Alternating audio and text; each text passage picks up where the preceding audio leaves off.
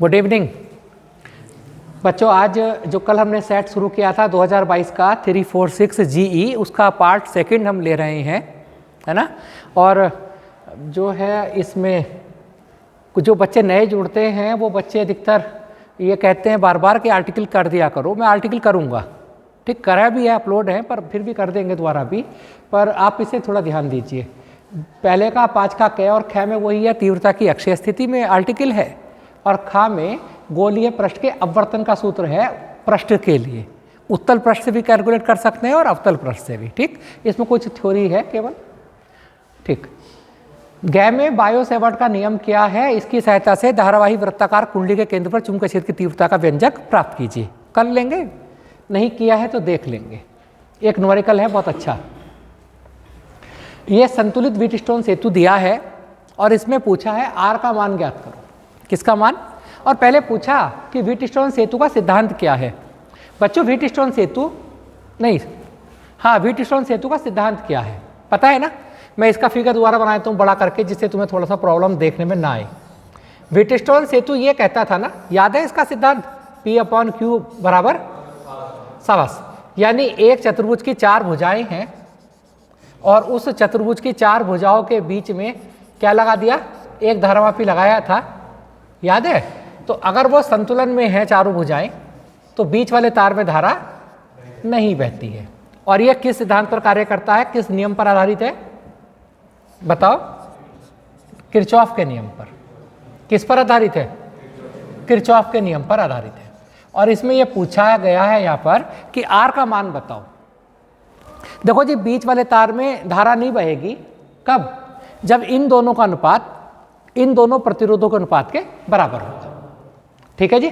मान लिया इस भुजा को मैं P कह देता हूं, इसे Q कह देता हूं, इसे पूरे को R' कह देता हूं। क्या कह देता हूं? और इसे S कह देता हूं। क्या? तो एक फॉर्मूला हो गया P/Q is equal to R'/S। R क्यों नहीं कहा? क्योंकि R ऑलरेडी 15 ओम के समांतर क्रम में है। R ऑलरेडी कहाँ है? 15 ओम के। R P की जगह 6, Q की जगह 3, R' मैं कैलकुलेट करूंगा और S की जगह 1.5। हल करके 3 से 6 2 बार कटेगा, 2 से ही आया। R' बराबर 3 ओम आ गया। R' क्या आया? आया ना 3 ओम। अब यहां से मैं फॉर्मूला लगा सकता हूं P/Q, तो लगी गया था ये फॉर्मूला, तो है ना। अब आप देखो ये R' किसकी जगह आया? इन दोनों की जगह। और ये दोनों किस क्रम में हैं? शाबाश। तो 1/R' बराबर क्या आया? 1/R plus 1/15। R' की वैल्यू 1/3 बराबर 1/R प्लस 1/, और हल करके R की वैल्यू आ जाएगी ओम। मात्रक ना भूलना, सिंपल क्वेश्चन था, है ना। पर प्रत्येक अनसोल्ड में देखो बेटा, जब ज़्यादा सबसे अलग नंबर लेने हैं तो हमें अलग ही एफर्ट करने पड़ेंगे। पुराना देखकर ये मत सोचो इस साल नया क्वेश्चन नहीं बनकर आएगा। 1 या 2 क्वेश्चन तो नए आने हैं, है ना। और वो नए क्वेश्चन कभी नहीं होते, अधिकतर न्यूमेरिकल उसका नहीं होता जिस सिद्धांत क्लियर नहीं होता। अब जैसे ये क्वेश्चन आया, बहुत अच्छा क्वेश्चन है, मैं इसका थोड़ा सा आपको आइडिया दे देता हूं। ये इक्वेशन दी गई है, एक ऊपर तो नाभिक रिएक्टर दिया गया है और नीचे ये इक्वेशन लिखी गई है। आप कल से ये सेट चल रहा जी, शाम को 8 बजे आपके लाइव क्लास रोज रहती है, और 8 बजे अगर आप कॉपी पेन लेकर बैठेंगे तो क्या होगा? आपको क्लास में अच्छा भी लगेगा। ये देखो, ये किसकी इक्वेशन है याद है? ये नाभिक विखंडन है ना। नाभिक संलयन, नाभिक विखंडन, कल 2 क्वेश्चन आए थे। आज फिर ये इक्वेशन दी और ये कहा Q का मान बताओ, कितनी ऊर्जा लिबरेट हुई, कितनी ऊर्जा उत्सर्जित हुई, ठीक। नाभिक संलयन हो या नाभिक विखंडन हो, ये ऊर्जा कहाँ से आती है? ऊर्जा हमेशा द्रव्यमान क्षति से आती है। द्रव्यमान ही ऊर्जा है। द्रव्यमान का लॉस होगा तो वो द्रव्यमान क्षति जितनी होती है वो ऊर्जा में बदल जाती है, याद है। और ऊर्जा के 2 फॉर्मूले मैंने बताए थे। अगर मास द्रव्यमान दे रखा है AMU में, तब तो फॉर्मूला होता है 931 गुणा डेल्टा M, जब डेल्टा M AMU में हो। और अगर ऊर्जा द्रव्यमान है किलोग्राम में, तो E बराबर होता है डेल्टा M डॉट C², है ना। अब आप देखो, जब भी इक्वेशन का सवाल आए इस क्वेश्चन को मत देखो, किसी भी न्यूमेरिकल की तरफ मत जाओ कि उसे मैंने हल कर लिया तो बड़ा मैंने पहाड़ खोद दिया ना। उस न्यूमेरिकल किस सिद्धांत पर है, उस सिद्धांत को पकड़ो, कभी गलती नहीं होगी। कितने नए क्वेश्चन हो आ जाएं, आराम से सॉल्व हो जाएंगे अगर वो सिद्धांत क्लियर है तब।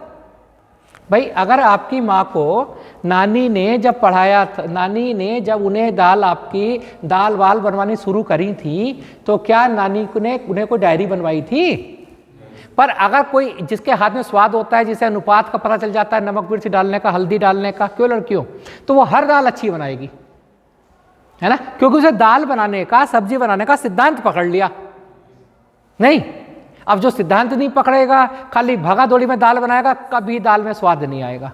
चाय देख लो, वही चीनी वही पत्ती सबको बराबर दे दो, वही दूध दे दो, पर सबकी चाय का स्वाद अलग अलग होगा, है ना। मैं भी चाय बनाता हूँ अपने लिए कभी कभी, है ना। तो कैसे, कब चाय में एक्सपेरिमेंट करते हैं, कभी पानी रखते हैं, पहले पानी रखा अवनीश, पानी में चीनी डाली, पत्ती डाली, चीनी तो मैं डालता ही नहीं, पीता ही फीकी पीता हूँ, तो पत्ती डाली, गरम किया, दूध डाला। दोबारा मन करता किसी दिन तो क्या करूँगा, दूध पहले डाल दिया, उसमें पानी मिला दिया, उसे गर्म करा, तब पत्ती डाली। एक्सपेरिमेंट हो गया एक नया, है कि नहीं। कोशिश करें मुझे कौन सी पसंद आएगी। कभी कभी दूध की चाय बनाई, नहीं बात समझ में आई, है ना। तो सिद्धांत तो उसके पकड़े ना। तो इस सिद्धांत का सवाल क्या है, ये अभिकारक है। क्या है, अभिकारक। और ये क्या है, उत्पाद, है ना। तो अभिकारक का द्रव्यमान कितना है, उत्पाद का द्रव्यमान कितना है।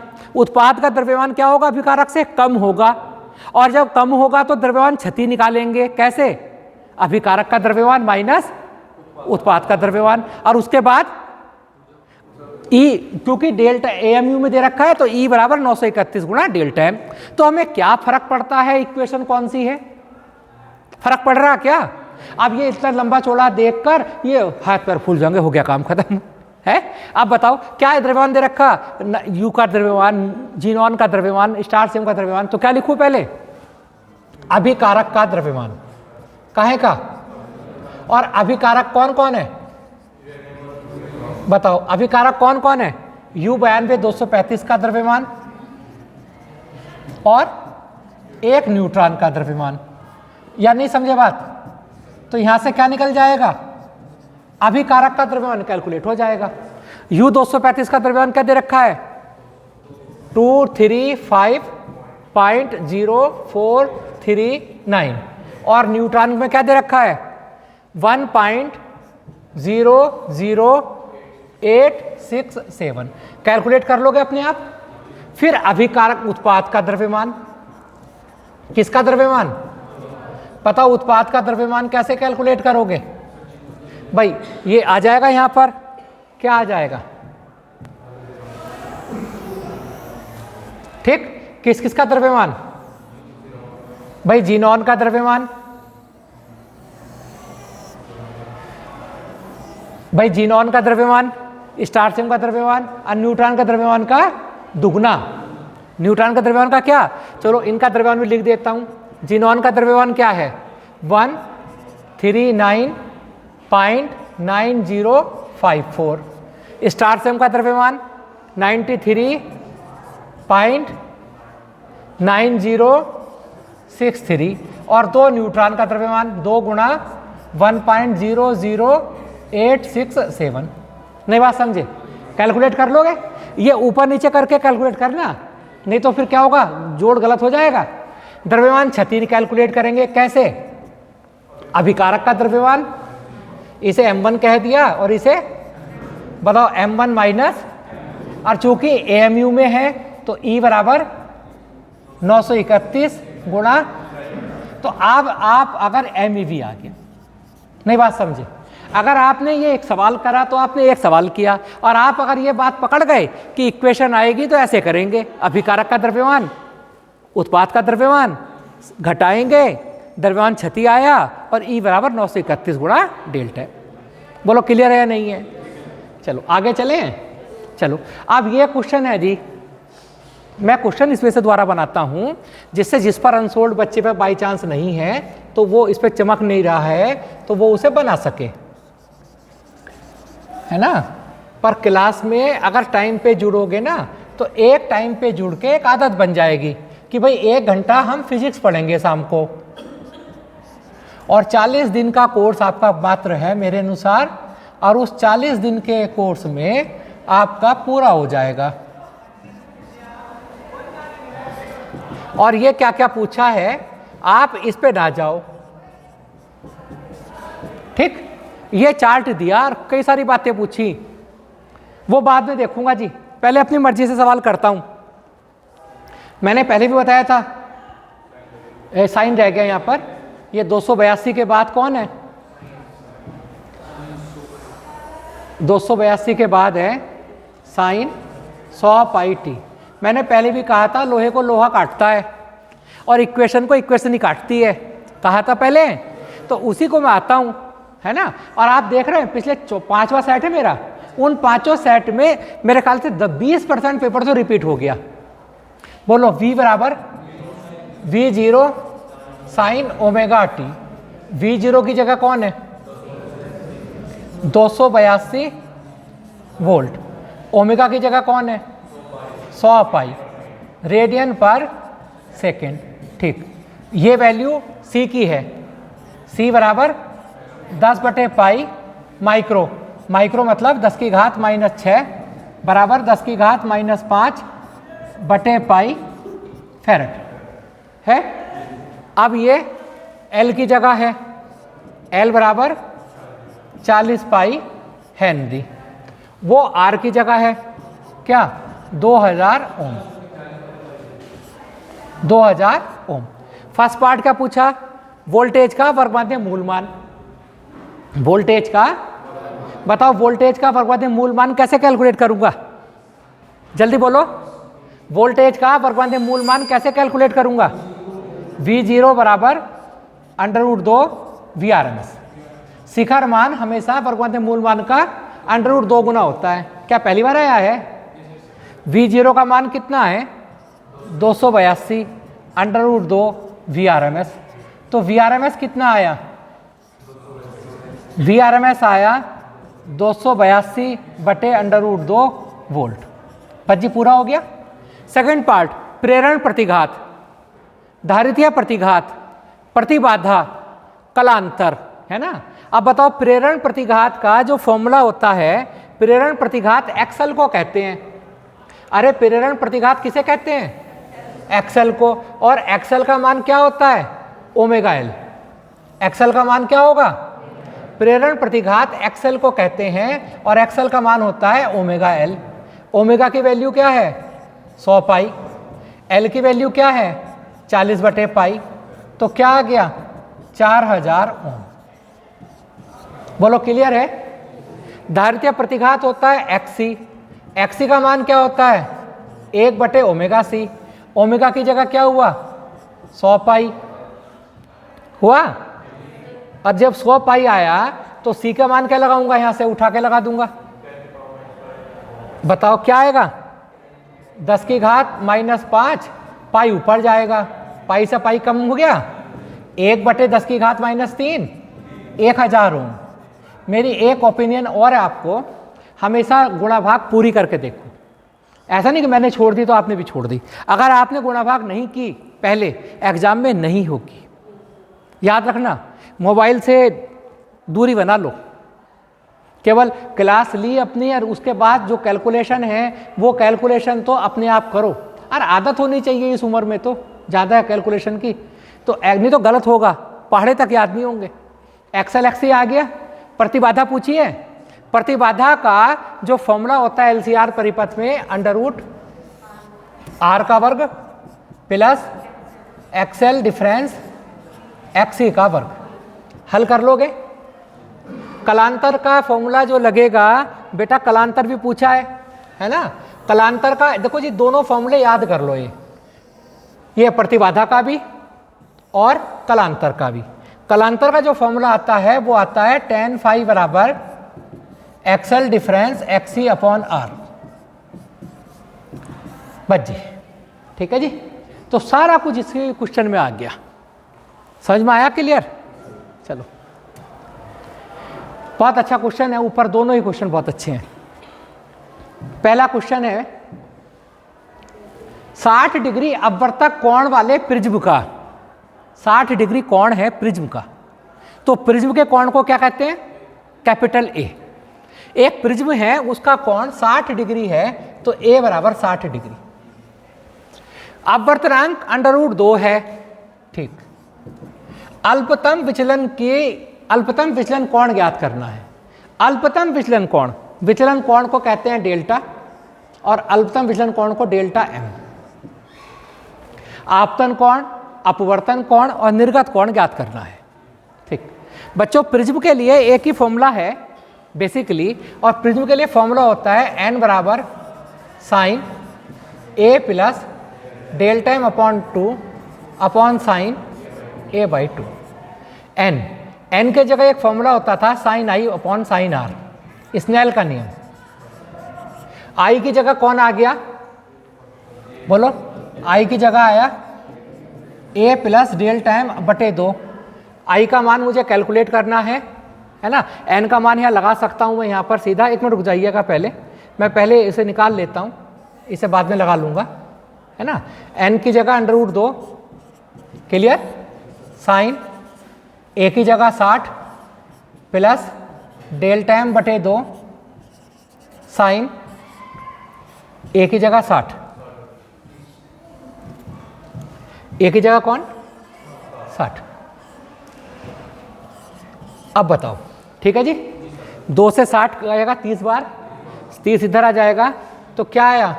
√2 साइन 30 बराबर साइन 60 प्लस डेल्टा एम बटे 2। साइन 30 का मान क्या होता है? बराबर साइन 60 प्लस, चलो जी, √2 से 2 कटेगा कितनी बार? 1 बटे √2 किसका मान है? किसका मान है? साइन 45 का। साइन, ठीक है जी। साइन को साइन छोड़ देते हैं, 2 से मल्टीप्लाई होगी, और यहां से डेल्टा एम की वैल्यू क्या आ गई? 30 डिग्री। बोलो क्लियर हुआ है नहीं हुआ? अब उसने पूछा आपतन कोण अपवर्तन कोण, क्लियर है ना बात ये? तो अब देखो आपतन कोण अपवर्तन कोण कैसे कैलकुलेट मैं करूंगा।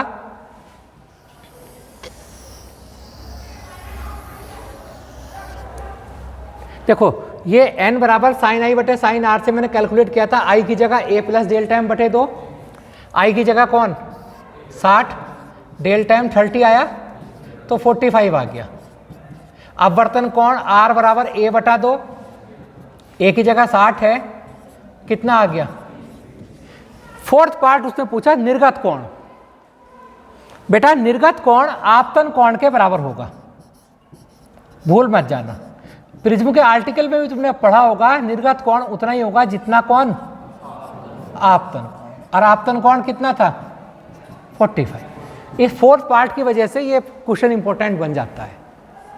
ये क्वेश्चन जो है इससे बच्चे बहुत घबराते हैं, जो आप आया ना बर्तन वाला, इसे इतने घबराते क्यों हैं? मैंने पता घबराहट किसे होगी? देखो डॉक्टर कौन अच्छा?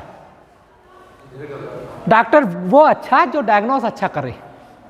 अब आपने डॉक्टर के पास गए, डॉक्टर साहब सिर में बहुत दर्द है, डॉक्टर ने एक दवाई लिख दी सिर के दर्द की, एक लिख दी, फिर कही डॉक्टर साहब पेट में भी बड़ी अट्ठी सी मार रहे हैं, उसने दूसरी दवाई पेट की लिख दी, फिर कहे डॉक्टर साहब कोई चक्कर भी आ जा, एक दवाई चक्कर की लिख दी, फिर कहा डॉक्टर साहब खांसी भी हो रही, एक दवाई खांसी की हो गई।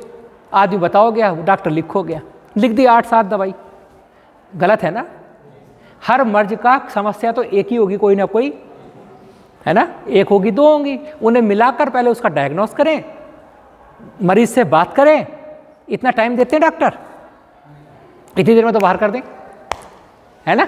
अब तो ये फैशन है कि एक अंदर गए ना अच्छे डॉक्टर पास, तो एक जो कंपाउंडर वो तो जीप से वो लगा देगा पहले, और फिर दूसरा बीपी नाप देगा, और तीसरा खून ले लगा, शुगर तो नहीं है, फिर डॉक्टर बड़े ऐसे हो गए 1 सेकंड में काम खत्म कर देगा। तो यही आप करते हो। आप डॉक्टर ऐसे ना बनो, शॉर्टकट कुछ नहीं है।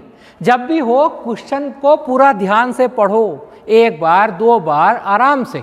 और उसके बाद उसका सिद्धांत ढूंढने का कोशिश करो कि सिद्धांत क्या है, ये क्वेश्चन किस सिद्धांत पर है। जो मैंने नियम पढ़े हैं ना, उनमें कोई ना एक सिद्धांत पर न्यूमेरिकल होगा, उस पर जाओ, पता चल जाएगा। अब आपको देखो मैं बताता हूं, क्लास में आज नाम लिख के देंगे, कोई बच्चा आज वो लिख के देगा अपने स्वेच्छा से, पर जिसमें से जो अगर क्लास से गायब एक दिन भी हुआ तो उसे क्लास में एंट्री नहीं देंगे, अपने स्वेच्छा से नाम लिख लेंगे जो आना चाहेगा, है ना। जिसे ठंड लगती हो, घर पे काम ज़्यादा हो, वो प्लीज़ हमें माफ़ करें। ठीक, क्रांति कोण से क्या अभिप्राय है, पहला क्वेश्चन, इसे ध्यान से देखो। क्रांति कोण से क्या अभिप्राय है, इसका सीधा सा मतलब है कि जो साथ में न्यूमेरिकल है ना, वो कहीं ना कहीं इसी से रिलेटेड होगा। बताइए क्रांति कोण से क्या अभिप्राय है। मैं इसे बताता हूं। एक प्रकाश किरण सघन माध्यम से विरल माध्यम में आ रही है। कहां से कहां आ रही है? तो वो प्रकाश किरण क्या होगी, वो प्रकाश किरण सीधी नहीं जाएगी, जैसे ही वो एक माध्यम से दूसरे माध्यम में एंट्री करेगी वो अभिलंब से दूर हटेगी। अभिलंब से क्या हटेगी? अभिलंब से दूर हटेगी। ये तिरछी होकर जब गिरता है, जब ऐसा होता है, आपतन कोण पर भी निर्भर करती है अपवर्तित किरण। हमने आपतन कोण का मान बढ़ाया, ये आपतन कोण होता है और ये अपवर्तन कोण होता है। जब हम आपतन कोण का मान बढ़ाते हैं तो अपवर्तन कोण का मान भी बढ़ जाता है। ठीक, आपतन कोण का मान बढ़ाते रहने पर एक स्थिति ऐसी आती है कि जो ये एक स्थिति ऐसी आती है, कैसी आती है कि ये जो अपवर्तित किरण है, ये अपवर्तित किरण इधर को चली जाती है, यानी ये अपवर्तन कोण जो होता है 90 डिग्री हो जाता है। उस विशेष आपतन कोण को जिस पर अपवर्तन कोण 90 डिग्री हो जाता है, उस विशेष आपतन कोण को हम क्रांतिक कोण कहते हैं। बात समझ में ही नहीं आई। और जब आपतन कोण क्रांतिक कोण से भी बड़ा हो जाता है तो प्रकाश किरण जिस माध्यम से आती है उसी माध्यम वापस लौट जाती है, और इस घटना को मैंने बोला था पूर्ण आंतरिक परावर्तन। याद है या नहीं? ये बात तो क्लियर हो गई। अब आगे के सवाल पे ध्यान देते हैं। और जब आगे के सवाल पे हम ध्यान देंगे तो आप पूरा ध्यान सवाल पर ही देंगे, 100% वाला। प्रकाश की किरण माध्यम 1 से अपवर्तनांक n1 से माध्यम 2 अपवर्तनांक n2 में प्रवेश करती है, कोई प्रॉब्लम नहीं हमें। तो हमने सवाल आगे नहीं पढ़ना है, यहीं ठहर जाना है, इस पर डिस्कस करना है। एक प्रकाश किरण थी, एक माध्यम से दूसरे माध्यम में जा रही है। पहले माध्यम का अपवर्तनांक n1 है और दूसरे माध्यम का अपवर्तनांक, और साथ साथ दिया n2 बड़ा है n1 से। ठीक, इसी बात को है ना, इसे हम चित्र के रूप में देखेंगे। ये दो माध्यम है, ये क्या है? दो माध्यम है। एक ऊपर वाले माध्यम का अपवर्तनांक n1 है और नीचे वाले का अपवर्तनांक, और एक प्रकाश किरण एक से दूसरे में जा रही है। मैं यहां ठहर गया। क्यों ठहर गया? उसने कहा n2 बड़ा है n1 से, यही कहा। जब n2 बड़ा है n1 से तो सीधा सा मतलब है कि यह सघन माध्यम है, क्योंकि अपवर्तनांक ज्यादा है यहां ऊपर वाले के मुकाबले, और यह विरल माध्यम है। यानी मैं समझ गया कि जो प्रकाश किरण है वो सघन माध्यम से विरल माध्यम से सघन माध्यम में जा रही है। या गलत है मेरी बात? मेरी बात मैं सही समझा या गलत? अभी तक मैं क्वेश्चन को पूरा तो नहीं पढ़ा, वो क्या पूछना चाह रहा है, क्यों नहीं चाह रहा, मुझे उसकी जरूरत ही नहीं पड़ेगी। जो आदमी डायरेक्ट क्वेश्चन को सॉल्व करने की बात सोचेगा कि डायरेक्ट आंसर दे दूं, कोई हम फास्ट फूड थोड़ी बेच रहे हैं भाई, फिजिक्स है। तो ये प्रकाश किरण सीधी जानी चाहिए थी, किंतु ये प्रकाश किरण सीधी नहीं जाएगी। है, बताओ इधर को झुकेगी, दूर जाएगी, अविलंब की ओर झुकेगी। तो ये प्रकाश किरण अविलंब की ओर झुक गई। बोलो बात समझ में आई या नहीं आई? और इसका कुछ पार्ट परावर्तित भी हो गया। ये परावर्तित किरण है, ये कौन सी किरण है? और ये कौन सी किरण है? अपवर्तित। उसने ये कहा यहां पर, ये कोण मान लिया परावर्तन कोण होगा, ये आपतन कोण है मान लिया I, परावर्तन कोण मान लिया R, ये कौन सा कोण? अपवर्तन कोण होगा, मान लिया R', मान लिया। बोलो कोई प्रॉब्लम इसमें? नहीं, कोई प्रॉब्लम है तो बताएं। कोई प्रॉब्लम किसी को? ठीक। अब आपको मैं इसमें एक और बताऊं, इस न्यूमेरिकल में मैं जब भी अपवर्तनांक का यूज करूंगा, जब भी, तो मैं पहले माध्यम के सापेक्ष दूसरे माध्यम का यूज करूंगा, क्योंकि प्रकाश किरण पहले माध्यम से दूसरे माध्यम में जा रही है। तो पहले माध्यम के सापेक्ष दूसरे माध्यम का जो अपवर्तनांक होगा वो n2/n1 होगा। क्या होगा? n का मान क्या होगा? n2/n1 होगा। अब मैं उसकी भी सुन लूं कुछ क्या कह रहा वो है। तो यानी ये तो मेरी एक तैयारी हुई कि अब मैं लड़ने को तैयार हूं। किससे? सवाल से। अगर ये मेरा होमवर्क नहीं है तो मैं सवाल करने के लायक नहीं हूं। बात समझ में आई नहीं आई? यानी पहले आधार, अरे माँ जब बनाती है सब्जी घर पर तुम्हारी लड़की हो तो पहले टमाटर जब कुकर रख दे, जब काटे क्या? नहीं नहीं, तभी काटती होगी। जीरा पीरा मसालादानी तभी निकाल लेगी। पहले सबसे पहले गैस जला देगी, कुकर रखेगी, फिर निकालेगी सामान, आलू छील लेगी, तब क्या करती है पहले? है सपोज करो आलू टमाटर बनाने, मटर आलू टमाटर बनने, क्या करेगी? पहले मटर छील के रखेगी, धोकर रखेगी, फिर आलू काटेगी छील के, फिर टमाटर काटेगी, मसालदानी भी निकाल के बाहर रखेगी, तभी तो ऐसा करेगी।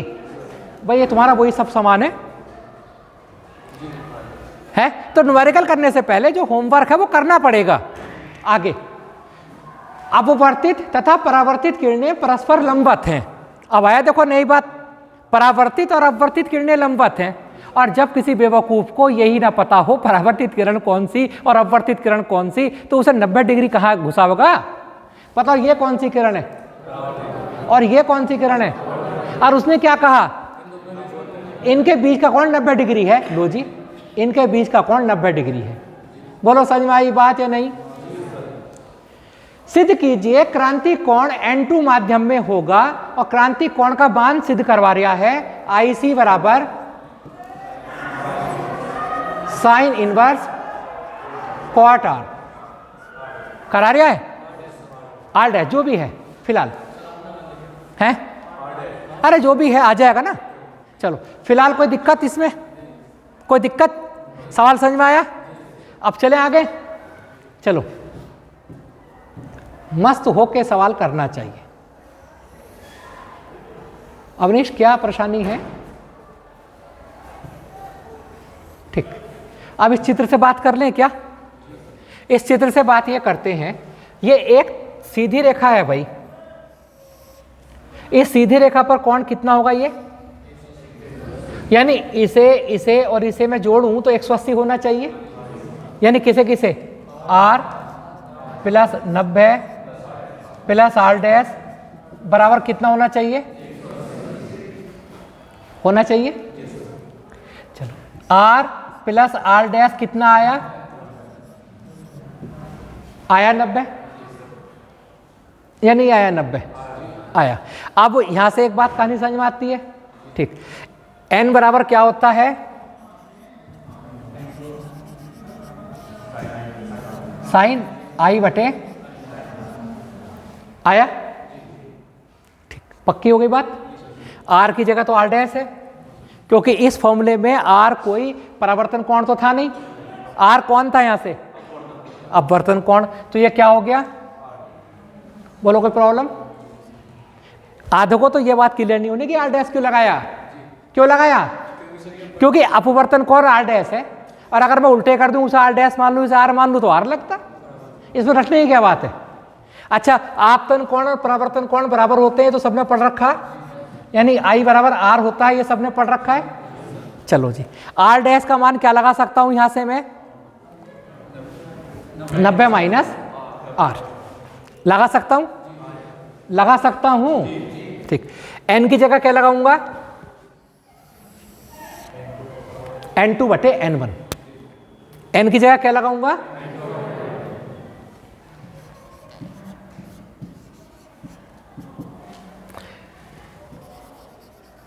साइन I बटे साइन। क्लियर हो गई बात या नहीं हुई? और n2 बटे n1 बराबर sine I upon cos R। I की जगह भी R लगा सकता हूं, लगा सकता हूं। क्या आया? साइन R ठीक। हमें तो क्रांतिक कोण कैलकुलेट करना है। क्रांतिक कोण किसे कहते थे? n बराबर 1/sin c, n बराबर 1/, और इसमें फॉर्मूले में क्या लगाया n की जगह? n2/n1 बराबर 1/sin c, यानी n2/n1 की जगह क्या लगा सकता हूं? 1/ बराबर tan r। ठीक, उल्टा कर दें, उल्टा कर दें। तो जब मैं उल्टा करूंगा तो क्या आएगा? sin c बराबर cot r। तो यहां से आपकी c की वैल्यू क्या आ जाती है? साइन इनवर्स, नहीं, हाँ साइन इनवर्स। क्या आंसर था? साइन इनवर्स cot r, नहीं r ही आएगा, साइन इनवर्स cot r। बोलो बच्चों, बात समझ में आई नहीं आई? बोलो समझ में आ गया नहीं आया? r की वैल्यू पुट कर सकते हैं, वैसे हम तो चाहें तो इस r डैश के पदों में ले आए। नहीं तो फिलहाल इसमें बताओ नया क्या था? नया था कुछ भी नया नहीं था। n बराबर साइन आई बटे साइन आर स्मॉल का नियम, ये तुम्हें चित्र क्लियर नहीं होना चाहिए तो सारा कुछ आसान। और रट के सवाल किया ना, आप अगर रट के सवाल कर भी लोगे ना तो एग्जाम में करके नहीं आ सकते, कंपटीशन में कर नहीं सकते। बात समझ में आई नहीं आई? अगला क्वेश्चन ले लें क्या? एक और क्वेश्चन है 8वां 9वां। समांतर प्लेट संधारित्र की धारिता का सूत्र लिखिए। उसकी प्लेटों के बीच आंशिक रूप से परावैद्युत पदार्थ की पट्टी रखी है। लिख देते हैं। धारिता का खाली सूत्र लिखना है, वो सूत्र ये होता है जब पट्टी रखी होती है। तो ये कब है? जब पट्टी रखी होती है तब। अगर हम पट्टी के स्थान पर धातु की प्लेट रख दें तो क्या प्रभाव पड़ेगा? अगर धातु की प्लेट रखेंगे, किसकी प्लेट? धातु की प्लेट के लिए k का मान अनंत होता है। कितना होता है? तो धारिता बदल जाएगी और धारिता हो जाएगी एप्सिलॉन a बटे d minus T plus t बटे अनंत। और t बटे अनंत क्या होता है? t बटे अनंत होता है 0। ये यहाँ आ गई, धारिता बढ़ जाएगी तो इस नीचे की वैल्यू कम हो गई। अगला क्वेश्चन बहुत अच्छा है, लास्ट क्वेश्चन इस सेट का, आपको अच्छा लगेगा। और मैं बार बार वही बात दोहराता हूँ कि जो नया क्वेश्चन होता है वो नया कोई क्वेश्चन कभी नहीं आता है, पुराने ही सिद्धांतों को इधर उधर घुमा देते हैं, है ना? क्यों भाई? ये तो वही काम है जैसे माँ तुम्हारी सब्जी जब बच जाती है ना घर पर तो क्या करे माँ? उसकी नई सब्जी बना दे। आलू टमाटर मटर बनाए थे ना अभी थोड़ी देर पहले, हैं?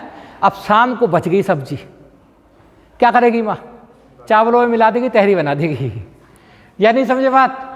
करती है ऐसा? नहीं करती? करेगी ना। तो वही होता है बस पेपर में, सिद्धांत तो वही है किरचॉफ के सबके। ये भी क्या है देखो, किसी सेल के आंतरिक प्रतिरोध का अर्थ क्या है? अब बताओ, सेल के आंतरिक प्रतिरोध का क्या अर्थ है? सेल का घोल धारा प्रवाह के मार्ग में एक अवरोध लगाता है ना? सेल का घोल है, सेल तो है ना, देखो तुमने पढ़ा होगा सेल। उस सेल में विद्युत अपघटय है ना? और उस सेल में क्या होता है? उस सेल में 2 इलेक्ट्रोड हैं और उन इलेक्ट्रोडों को डूबे रहते हैं। तो इनके बीच जब धारा प्रवाहित होती है तो जो सेल का घोल है वो अवरोध उत्पन्न करता है। इस अवरोध को सेल का आंतरिक प्रतिरोध कहते हैं। ठीक। अगला क्वेश्चन पूछा जाता है कि आंतरिक प्रतिरोध किन किन बातों पर निर्भर करता है? भाई सेल का आंतरिक प्रतिरोध निर्भर करता है इलेक्ट्रोडों के बीच की दूरी पर।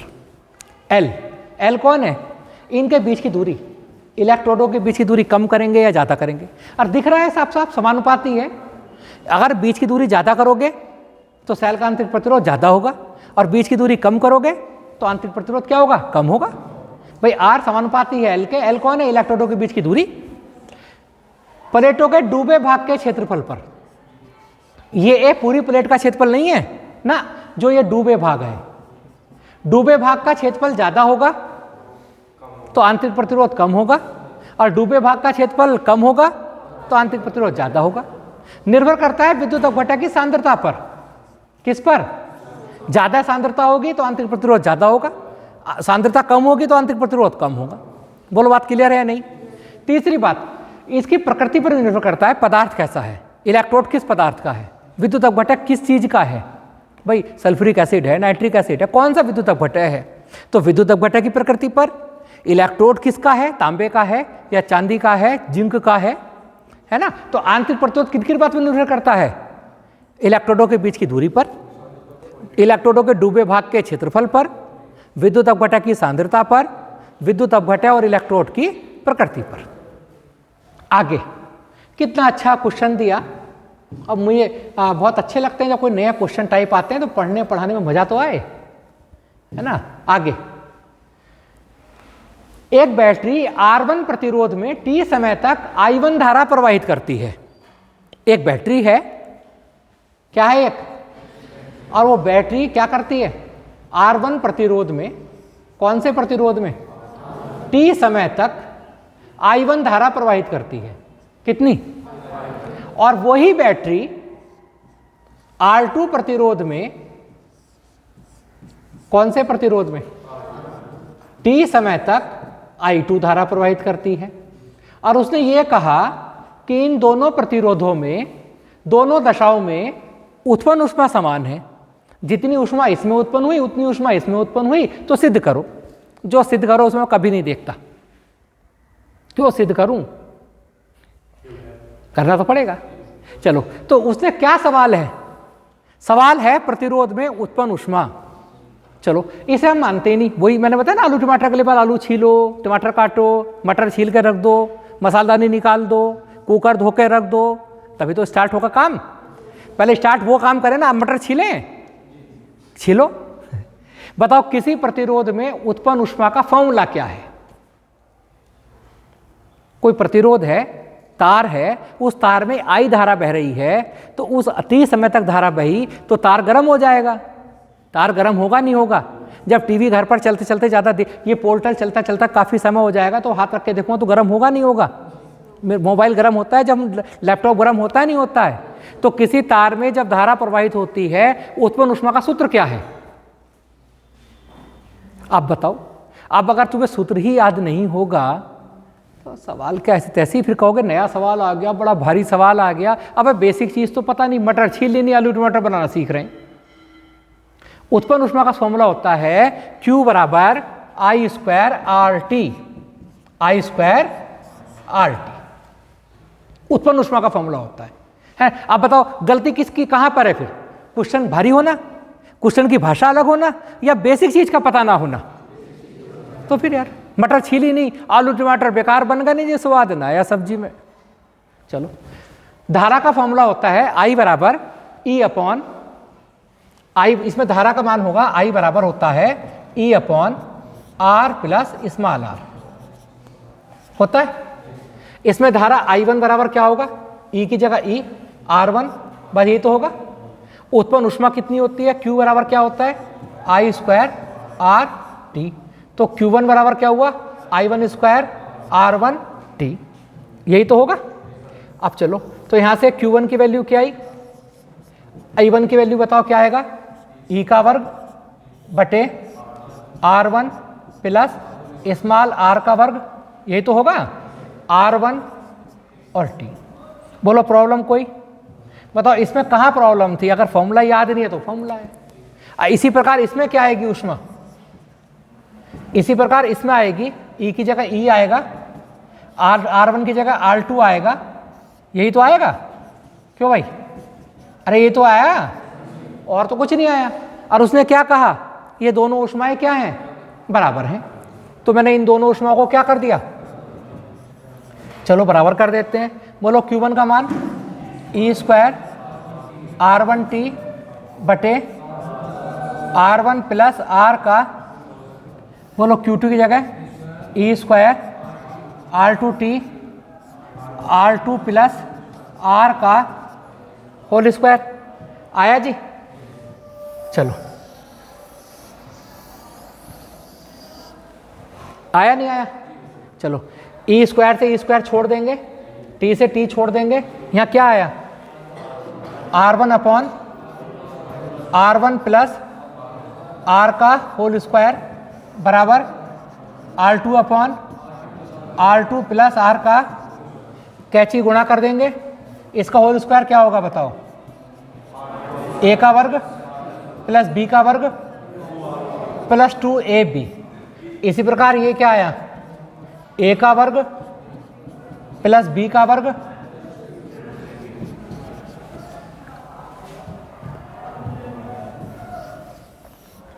आया जी।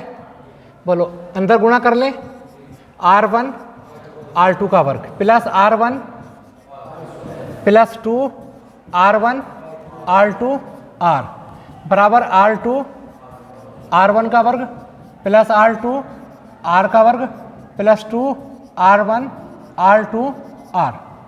एक जैसे हैं। बोलो इन्हें एक तरफ ले जाते हैं, इसे एक तरफ ले जाते हैं। बोलो r1 r2 का वर्ग माइनस r2 r1 का वर्ग बराबर r2 r का वर्ग माइनस r1 r का वर्ग।